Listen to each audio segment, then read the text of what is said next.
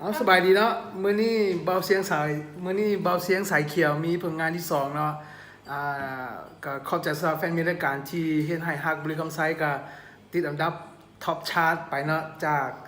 เฮามีสมาคมคนมักบานแน่เนาะก็ติดตามกดลิงก์กดไลค์กดแชร์เนาะมื้อนี้มีผลงานที่2มนต์ฮักสาวรักสาวเนาะอยากจะมาสืบต่อฝากผลงานนี้ไว้กับให้แฟนมีรายการเนาะเฮามาฟังด้วยกัน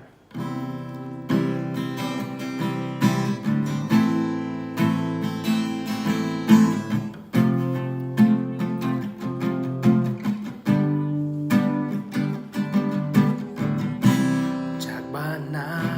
สู่เมืองฟ้าแห่งบริคำใสใจอ้ายลงไหลสาวงามแห่งเมืองรักษาบ่มีหญิงใดในประเทศลาวเหมือนน้องสาวบริคำใสนางเอ๋ยนางงามวิไลแท้นาหัวใจอ้ายมีเพียงนางใจไม้ปองไว้เป็นคู่ครองฮักน้องตลอดไปสาวแห่งรักสาวบริคำใส